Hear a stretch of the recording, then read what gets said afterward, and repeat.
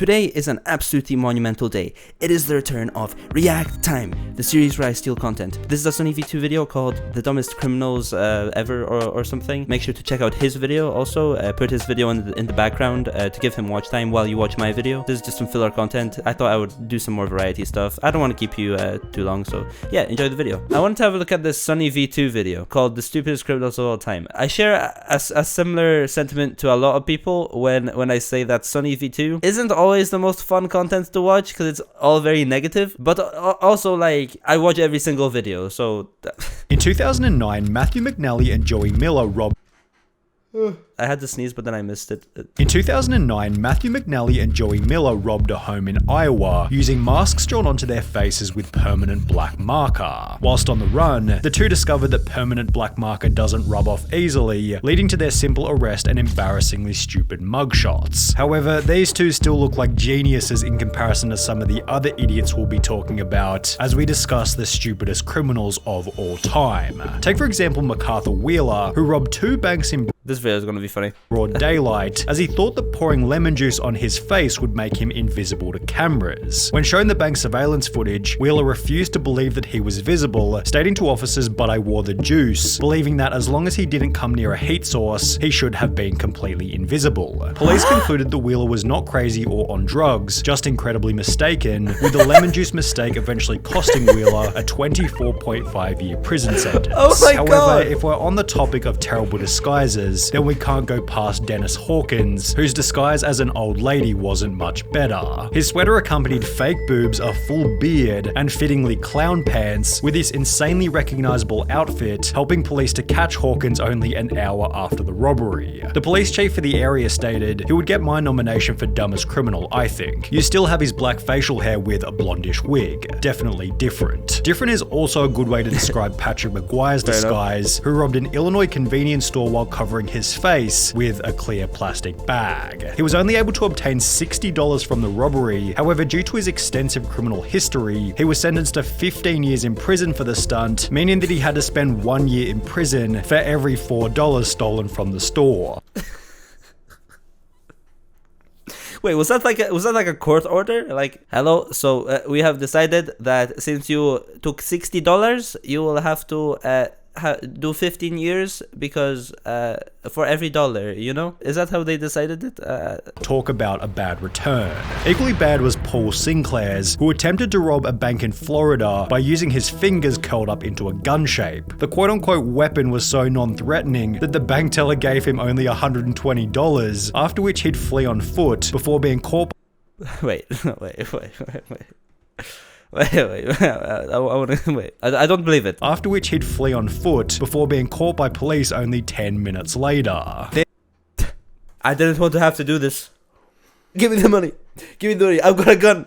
I will shoot. I promise. Then there was James Blankenship, who thought that robbery was legal as long as you did it at a certain time of day. Back in 2013, Blankenship broke into his own mother's home, after which the police were called, who would take to their Facebook page later that day to explain what had happened. He fled. Wait. If you use an excuse like that, like, hey, I actually thought that robbery was legal, is that a way to get like less time in jail or something, or like you know what I'm trying to say? Can you like get a reduced sentence for being dumb as fuck? Like because if people have like a diagnosed like mental condition, like if they're insane or whatever, you know, that can be used in court to change the sentence in some ways, right? Like I'm not chatting out my ass. Like that is an actual thing, right? So I wonder if like maybe this is like a 1 million IQ play. You know? The scene upon seeing his mother. The male was located under the house hiding in a crawl space. When advised of his charges, he made the statement, "I thought you could only be charged with burglary if you break in during the night time." Like in the movies, right? Yes, in the movies, a lot of robberies are like during nighttime, but also like you can. Blankenship was given 180 days in jail and ordered to pay a $100 fine, yet this wasn't the only time when a person was dumb enough to think that a law didn't apply to them. Because when Reuben Pavin was caught stealing from a charity thrift shop in New Hampshire, he'd state that he thought everything was free because of the name of the business, Finders Keepers. The sign did say Finders Keepers, so I took that DVD player, took it home, Pavin told the I mean, to be fair, that That's fair. Like, yeah. It was actually the business's fault. It was just a poor business choice to call it Finders Keepers, let's be honest. I mean, local TV station. A couple of weeks later, the stuff is still there on the porch. So I'm thinking to myself, Finders Keepers. They probably just put stuff out there for people to take. The business responded via Facebook stating, this man who was caught on video is saying it is all a misunderstanding. He thought, I don't know if you guys saw that. I'm sorry, that was a bit gross. Everything at our store was free. Is that really the best defense he could come up with? After which Pavan reportedly turned in the stolen goods to police, holding that he's not a bad person or a bad dad, and is rather just unbelievably stupid. But was he as dumb as Derek Mosley, who in 2013 attempted to rob a store named Discount Gun Sales by using a baseball bat? When Mosley allegedly barged into Discount Gun Sales and smashed a display counter with his baseball bat, the store manager simply pulled out his own personal firearm and pointed it straight at the would-be robber, holding Mosley in the store until he was arrested and charged with first degree. Everybody knows that if you're the owner of a gun shop, you can't actually have a gun. See, the guy at the store was actually breaking the law because he was holding a gun. It's illegal to hold a gun. You can only sell the guns. Obviously, bro. Like, what? Who makes that mistake? A similar story then came out of Texas in July 2022 when a gun store was robbed at knife point, although this tale instead ended in a body bag as the robber was fatally shot by the store owner as he tried to exit with his loot. But what happens when you accidentally call 911 whilst committing a crime? Pocket dialing the police is probably a fairly common occurrence. However, for Carson Reinhardt and Nathan Teklemariam, it happened at the most unfortunate moment, specifically while they were breaking into a car. 1 in a million chances. The alert dispatcher soon realized that the call was an accidental one, and moreover that the guys on the other end might be up to no good. For the next 35 minutes, the dispatcher stayed on the line, listening and gathering information, as Teklemariam and Reinhardt did the following. Discovered a car that they thought they could burglarize, discussed how to break into the car, allegedly broke into the car, exclaimed in delight over finding narcotics in the car, became confused as to how and why a police car was...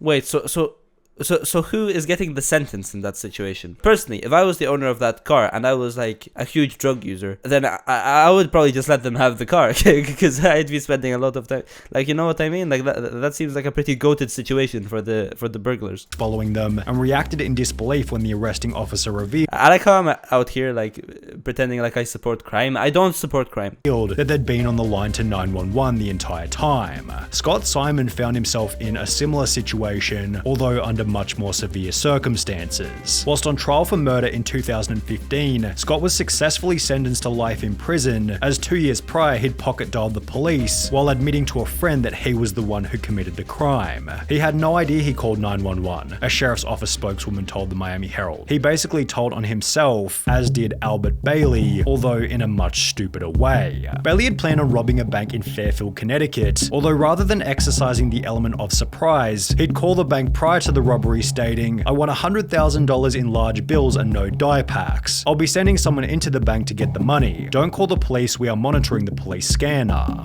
Don't call the police, we are monitoring the police scanner.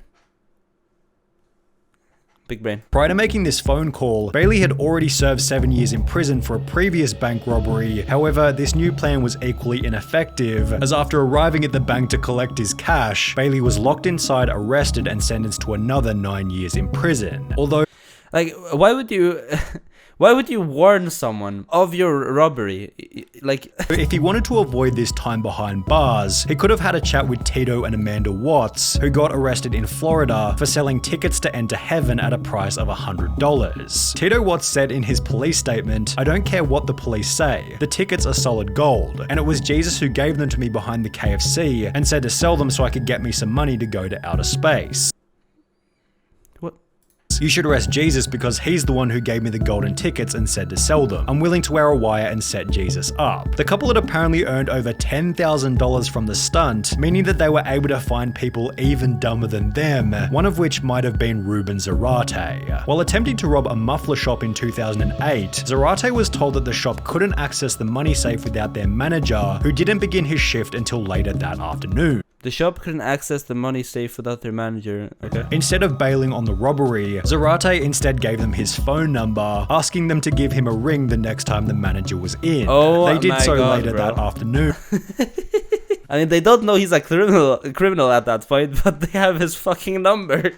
Although after returning to the store, Zarate received no money and was instead met by police and charged with aggravated robbery. Then there was the man who gave the people he was robbing something even stupider. The unnamed robber walked into a London bank carrying a gun and a bag, which he'd take to the front desk before demanding £700,000 in cash from the bank worker. But after making his demands, the crook handed over his gun to the cashier instead of the bag. Investigators See, that always happens. Like, you know, when let's say you're holding your phone in one hand and like a plastic bottle or something in the other hand, and you're going to the recycling bin or the bin, and you accidentally put your phone in or something. I feel like that happens to me way more often than it should. Authorities stated, the guess is that he is very inexperienced and panicked when he approached the cashier, handing over his gun instead of a bag by mistake. But it was Trevor Jones who left an even more damning piece of evidence at his crime scene. After breaking into a house in Atlanta, Jones took a moment to check his Facebook on the owner's computer before leaving without logging out. Less than 3 years later, a similar story entered news headlines, reading, a 26-year-old Minnesota man has been tracked down by police after leaving his Facebook profile logged in at a house he allegedly robbed. Although this— I don't get it.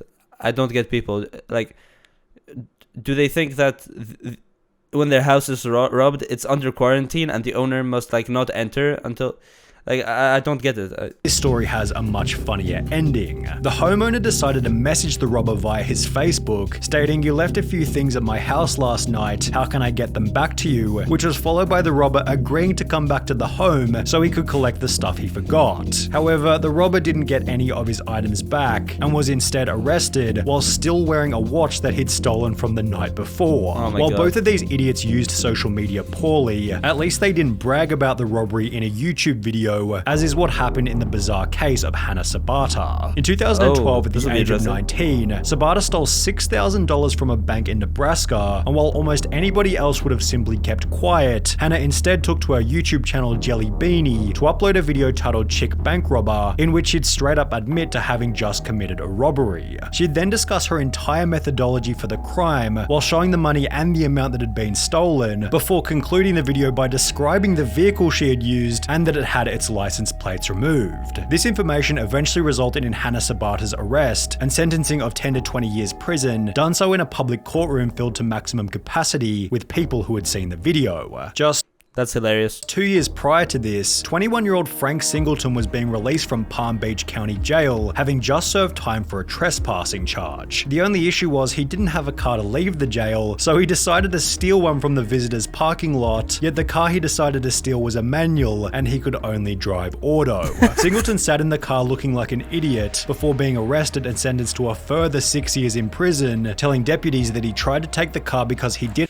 Any criminals, any future criminals out there, remember, always learn how to drive manual, or you might wind up like this guy. Didn't feel like walking to his home about 6 miles away. And while you may be sat here thinking that these criminals can't get any dumber, it's time to introduce 53-year-old Michael Anthony Fuller. While it's common knowledge that the US banknote doesn't go any higher than $100, Fuller had the genius idea to create a counterfeit $1 million note before trying to use it at his local Walmart. He loaded his cart with a vacuum cleaner, a microwave, and various other items totaling $472 before handing the $1 million note to the cashier, expecting $999,528 in change. Needless to say, Walmart wasn't able to facilitate this, and instead Poor cashier. The cashier must have been like a poor like 18-year-old trying to do their job. You know, it's their first job. They're nervous, and then all of a sudden this guy pops up like, "Here's $1 million.